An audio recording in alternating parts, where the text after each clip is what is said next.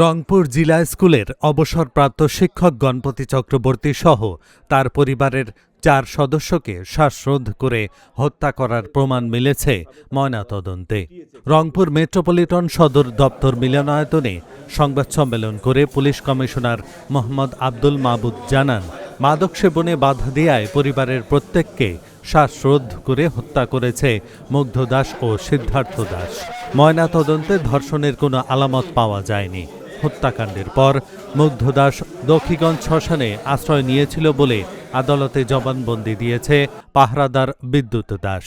এদিকে হত্যাকাণ্ডে অপর অভিযুক্ত সিদ্ধার্থ দাসের পরিবারের কাছ থেকে জমি কিনে গণপতি চক্রবর্তী বাড়ি করায় তাদের পরিবারের সদস্যদের মাঝে জমি বিক্রির টাকা ভাগাভাগি নিয়ে ক্ষোভ থাকার বিষয়টি খতিয়ে দেখছে পুলিশ।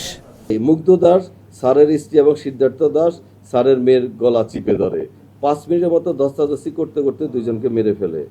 স্যারকে ছাদে থাকা টিন দিয়ে কোনায় ঢেকে রাখে। মা মেয়ের লাশ দরজার আড়ালে রেখে দোতলা যায় এলোমেলো করার জন্য, যাতে মানুষ মনে করে বাসায় চুরি বা ডাকাতি হয়েছে। দোতলায় গিয়ে রুমে ঢুকে যায়। মেন গেট খোলা ছিল। মেন গেট বলতে ছাদের মেন গেট। ডাইনিং রুমে থাকা অবস্থায় দেখি রুমের মেন গেট। ছেলেটা তার রুমে কেবল ঘুম থেকে উঠে বিছানায় আছে। সে এদেরকে দেখে চিৎকার করে বলে উঠে সিদ্ধার্থকে চেনে এবং সিদ্ধার্থর নাম ধরে একবার চিল্লেছিল। তখন তারা দুজনে গিয়ে ছেলেটাকে কোনো চিৎকারের সুযোগ না দিয়ে বিছানায় ফেলে পেটিকোট দিয়ে ছেলেটা গলা চিপে বেড়ে ফেলে। তারপর অনেক ক্লান্ত হয়ে যায়, বাথরুমে গিয়ে গায়ে মাথায় পানি ঢালে। আশেপাশে সবাই ঘুম থেকে জেগে উঠছিল, ফলে মানুষ দেখতে পারে এ ভয়ে আর বের হয় নাই। ডাইনিকে কিছুক্ষণ রেস্ট নিয়ে বাড়ির জামা কাপড় খাতা বই আলমারি উলটপালট করে কিছু স্বর্ণ নেয়, উলটপালট করে যাতে মানুষ ভাবে ডাকাতি হয়েছে। তারপর জুম্মার নামাজের সময় মানুষ কমে গেলে স্যারের বাসার ছাদে উঠে দেবুদের বাসার ছাদ দিয়ে পালিয়ে যায়। সিদ্ধার্থ স্বর্ণের সেই ব্যাগ একটা গলির মধ্যে নিয়ে যায়। পরে মুগ্ধের বাড়িতে এবং সিদ্ধার্থ তার বাড়িতে চলে যায়। সিদ্ধার্থের স্বর্ণের ব্যাগ ওই সন্ধ্যায় পূর্ণি কাকির বাসার মাটিতে পুঁতে রাখে। পূর্ণি কাকি এ বিষয়ে কিছু জানতেন না।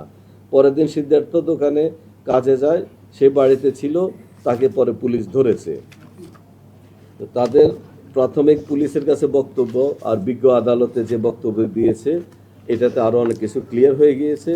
আমাদের কাছে ময়নাতদন্তের যে রিপোর্ট এসেছে, সেই রিপোর্টে 4 জনকে শ্বাসরোধ করে হত্যার বিষয়টা ময়নাতদন্তে প্রমাণিত হয়েছে।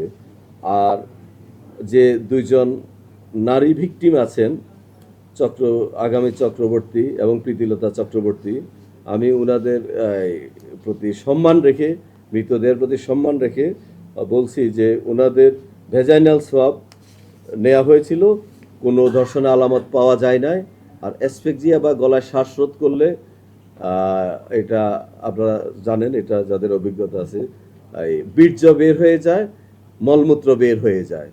এই বীর্য হলো ওই ডেড বডির বীর্য, এটা অন্য কোনো বাইরের বীর্য না। আর এটা আমরা একটা দেখছি যে একজন ডোমের কথা একটু প্রচলিত হয়েছে, সেখানে কিন্তু বলছে যে তার বীর্য বের হয়েছে, অর্থাৎ ভিকটিমের। এটা হলো গলায় ফাঁস লাগলে এবং চোখগুলো একটু ওই বের হয়ে আসে, এটা হলো গলায় ফাঁস লাগলে এই জিনিসগুলো হয়। আর পোস্টমর্টমের রিপোর্টে এগুলো ক্লিয়ার হয়ে গিয়েছিল। এরপরে এই মুগ্ধ দাসকে যে অ্যারেস্ট করা হয়েছে, মুগ্ধ দাসকে অ্যারেস্ট করার সময় সে দৌড়ে পালিয়ে যাচ্ছিল। পালিয়ে গিয়ে 3 কিলোমিটার দূরে গিয়ে সে একটা শ্মশানের মধ্যে আশ্রয় নেয়। সেই শ্মশানের যে কেয়ারটেকার বিদ্যুৎ দাস শ্মশানের গার্ড, সে একাই থাকে শ্মশানে। বিদ্যুৎ দাসের সাথে আমরা কথা বলেছি, তিনিও কোর্টে 164 দ্বারা জবানবন্দি দিয়েছেন। সিদ্ধার্থ দাসের বক্তব্যে কোর্টের জবানবন্দিতে একটা কথা উঠে এসেছে, তার পূর্বপুরুষদের জমি এরা কিনেছিল, পূর্বপুরুষদের জমি কিনেছিল। তো আমরা যেটা কথা বলে আমাদের একটু আমরা ওইটাও দেখতেছি যে পূর্বপুরুষদের জমি সম্ভবত যেটা একটা শোনা গেছে একটু বেশি মূল্যে কেনা হয়েছিল। ওই জমি কেনাটা হয়তো তারা বা তাদের তাদের বংশরা শরিকরা তারা ওটা ভালোভাবে নেয় নাই, এবং তারা শরিকরা যারা আছে তারা সবাই টাকা যেটা পাওয়ার কথা, তাদের অংশীদাররা ওই টাকাটা পায় না। আনুপাতিক হারে তাদের যে ইয়েটা আছে শরিকরা, এটা তারা টাকাটা পায় না। তাদের এটা নিয়ে একটা মনের মধ্যে একটা ক্ষোভ থাকতে পারে, সেদিকটা আমরা দেখতেছি।